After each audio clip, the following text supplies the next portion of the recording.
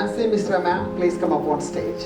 पहले तो आशीर्वाद दूंगी कि आप यहाँ तक आज नए सेशन में पहुँचे हैं और अब मेरे ख्याल से आपका नया सेशन स्टार्ट हो गया है इस साल का। और सबको बहुत बहुत शुभकामनाएं, आशीर्वाद देती हूँ।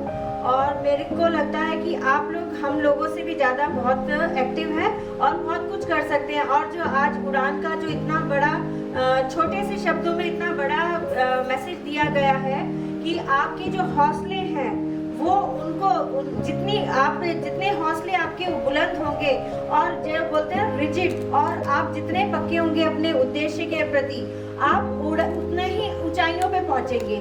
जो मुझे लगता है कि आज का विषय बहुत अच्छा है और जितने भी यहाँ पे दोनों मैम आई हैं बहुत ही अच्छा बोल के गई हैं। मुझे लगता है सारे ही टॉपिक्स कवर कर दिए उन्होंने बच्चों को मोटिवेट करने के लिए। और मुझे लगता है कि मुझे क्या बोलना चाहिए, अगर समाज सेवा से करें तो अभी आपके साथ पढ़ाई भी बहुत है, मगर फिर भी आपको समाज सेवा अपने आसपास ही देखनी होगी। और जैसे कि हम सोचते हैं कि किसी की मदद करें, जैसे आपके क्लासमेट्स हैं, अगर हम एक दूसरे से जेलस करते हैं, कंपटीशन करते हैं, तो क्या करते हैं आप लोग, एक दूसरे से करते हैं या नहीं करते हैं? मैं पूछना चाहूँगी, आप हैं क्या जेलस होती है एक दूसरे से? अपने दिल पे हाथ रख दीजिए ना। मगर एक बात बोलूंगी कि जेलस मत करिए, बट कंपटीशन जरूर करिए। कंपटीशन में वो भी हेल्दी, बट किसी को नुकसान नहीं पहुंचाना है हमें।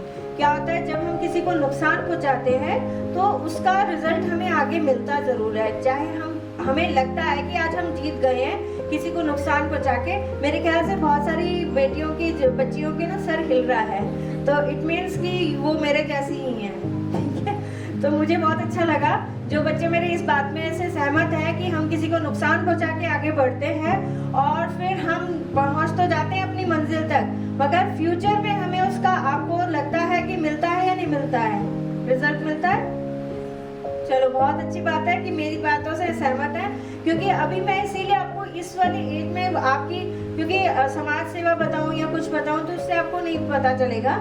जो हम कर रहे हैं अभी, जहाँ हैं, क्लास अटेंड कर रहे हैं और जो मैम पढ़ा रही हैं उसी पे फोकस करें। अपने आसपास के अगर किसी का कुछ छूट गया है काम तो उसे हेल्प करें, उसे कहें कि कोई बात नहीं मैं करवा दूंगी या करवा दूंगा। ऐसा होता है क्या?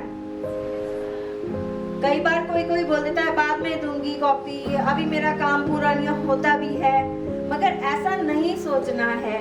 कोई बात नहीं, से बोला आज मैं तेरा हेल्प कर रही हूँ, कल मेरी छुट्टी होगी तो तुम मेरी हेल्प करना, ऐसा कहना और करना भी। और कहना अगर आज मैं तुम्हारे से हेल्प नहीं फ्यूचर में लेती हूँ तो मगर आप किसी और की भी हेल्प करना, आज मैंने तुम्हारी हेल्प करी है।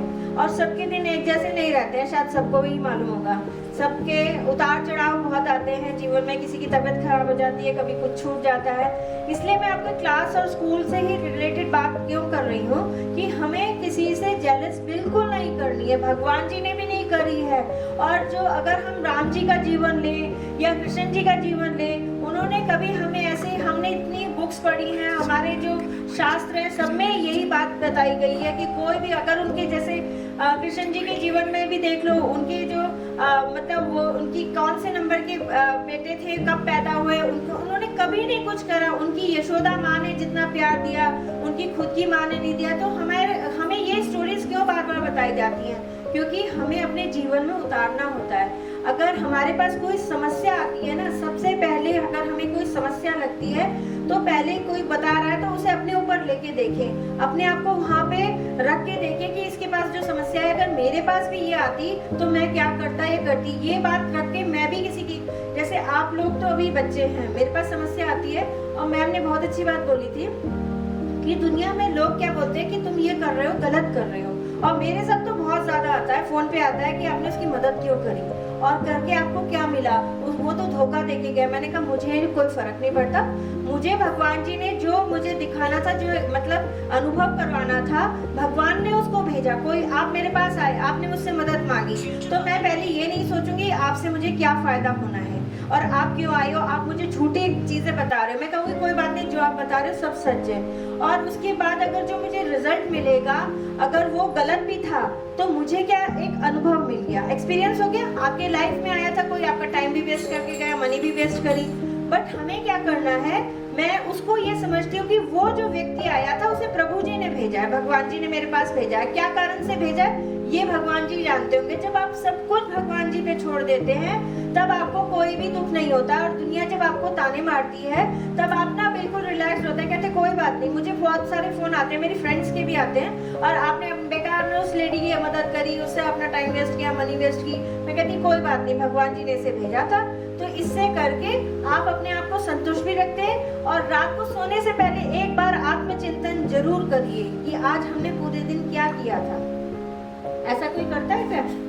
रात को जरूर एक बार सोचिए, किसी के चेहरे पे आपकी वजह से खुशी आई हो या आपसे कुछ गलती हो गई तो मतलब आप सॉरी कहिए। और सबको एक छोटी सी लास्ट बोलूंगी, क्योंकि मैं एक संस्था से जुड़ी हूँ, सक्षम दिव्यांगों के लिए है। जब मैंने उसे ज्वाइन कर लिया ना, उसके बाद से मेरे अंदर बहुत सारे चेंजेस आए, क्योंकि जब हम सोचते हैं ना मेरे को ये नहीं मिला और वो नहीं मिला और बहुत दुख होता है, तो मैं सक्षम वाले दिव्यांग लोगों के बारे में सोचती हूँ। और छोटा सा एग्जांपल देती हूँ मैं आपको। मेरा अभी लास्ट हुआ था एक्सपीरियंस, बहुत बढ़िया हुआ था। 3 दिसंबर को दिव्यांग दिवस होता है, और वहाँ पे हम लोगों को एक प्रोग्राम करना था दिव्यांग दिवस पे। तो हम लोग सब हमारी जो टीम है वहाँ पे गई। दृष्टिहीन बच्चों का एक आश्रम है अजनारानंद, शायद कोई जानता है आप लोग, यही हरिद्वार में ही है, जहाँ पे दृष्टिहीन 64 बच्चे रहते हैं, 64 से भी अबव ही हो चुके हैं। वहाँ पे मैं 3 दिसंबर को गई, और वहाँ हम लोगों ने रिफ्रेशमेंट का छोटा सा प्रोग्राम रखा था। और क्या हुआ, जब हमारा प्रोग्राम हो गया तो मैंने देखा सारे बच्चे अपने बर्तन उठा के लेके गए और सब धोए। मैंने कहा इनको किसी की हेल्प, कहते नहीं नहीं अपने सारे काम कर लेते हैं। दृष्टिहीन बच्चे अपना खाना पीना, आप सोचिए हमारे अगर आगे चाय पड़ी हो, हमें पता कैसे चलेगा गर्म चाय हम पी रहे हैं तो हाथ से लुढ़क जाए और गर्म। फिर वहां से जब मैं ऊपर स्टेयर्स से उतरी और थोड़ी देर आगे स्लोप पे गई, और मैं खुद ही गिर गई, और अच्छी खासी गिरी, और मेरा दोनों पाँव में, एक में तो अच्छा खासा चोट लगी, पूरा स्वेलिंग हो गई, दूसरे में खून निकला। फिर मैं घर पे आई, पहले तो खूब ऐसे लगता रहा कि मेरे साथ ही ऐसा क्यों हुआ। फिर उसके बाद मैंने अपने घर में, और जिसका फोन आया उसे सबको ये बताया कि भगवान जी ने एक मैसेज दिया मुझे, क्या कि वो जो दृष्टिहीन है वो तो अपना काम सब कर पा रहे हैं, और जिनको दृष्टि दी थी वो नीचे गिर गए। ठीक है। और दूसरा रीजन ये था, जब मैं बिल्कुल लाचार हो गई, सबको आवाजें मारती रही, घर में कोई सुन रहा था नहीं सुन रहा था, फोन करके बुलाती थी जरा चला के टॉयलेट तक लेके चलो, तो फिर समझ में आया कि जिन लोगों के टांगे नहीं होती हैं उन्हें कितनी प्रॉब्लम्स मतलब फेस करनी पड़ती है टॉयलेट जाने के लिए, खाने के लिए, हाथ, मतलब आप सोचो दूसरे के ऊपर डिपेंड होना। उस दिन समझ में आया कि दिव्यांगों के लिए ये जो हम काम करते हैं आपको सच्ची श्रद्धा से करना है, क्योंकि वो लोग जो बेचारे झेल रहे हैं वो कभी उफ नहीं करते, और कितना भगवान जी को बोलते रहते हैं मुझे ये नहीं मिला वो नहीं मिला। और जब एक मैसेज आप सबको कहूंगी, जब आप सुबह उठते हैं, जब भी आपकी नींद खुलती है 6, 7, 8 जितने बजे भी उठते हैं आप लोग, सबसे पहले आंखें बंद करके अपने हाथों को देखिए और भगवान जी को धन्यवाद करिए, अपने आंखों को लगाइए और बोलिए कि आज आपने नया दिन दिखाया है, उसके लिए हमारी सांसें चल रही हैं उसके लिए बहुत बहुत धन्यवाद। जब ये करना स्टार्ट करेंगे आपको सारी दुनिया बहुत अच्छी लगेगी। जो वो बच्चे नहीं कर पा रहे हैं और वो फिर भी हम लोग थैंकलेस होते जा रहे हैं। एक्चुअली क्या हुआ ना, हर चीज मिल जाती है हमें, फ्रेंड एकदम से बोलते हैं, मगर ये जब चीजें आप अपने अंदर लेके आएंगे ना, सुबह सुबह वाली वो, अगर सूर्य देवता को नमस्कार कौन कौन करते हैं, मेरे ख्याल से 10 बच्चे भी नहीं है। आपको सूर्य देवता को डेली नमस्कार करना है, हाथों को देखना है। सूर्य देवता जो है आपके जीवन में बहुत बदलाव लाएंगे। आप एक हफ्ता मेरे कहने पे सूर्य नमस्कार करिए, तो आप वहां पे जल चढ़ाइए जैसी भी स्थिति में है, और उनको कहिए कि आपकी वजह से आज मैंने एक नया दिन देखा है और आज मैं अच्छा कर्म करूंगा, अच्छे काम करूंगा, किसी को तंग नहीं करूंगा। ये सब सूर्य देवता को नमस्कार आपको अपनी रूटीन में लाना है, तभी आप जीवन में सक्सेसफुल हो पाएंगे। हमारा ज्योतिष है उसमें भी यही कहा गया है, अगर आप लोग पूजा पाठ करते हैं तो आदित्य हृदय स्रोत होता है, उसे भी करेंगे तो और भी बदलाव आएगा।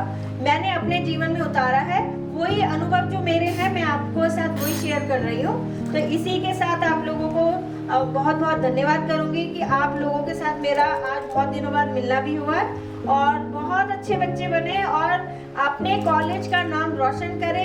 इसी के साथ मैं अपने शब्दों को विराम देती हूँ। बहुत बहुत धन्यवाद।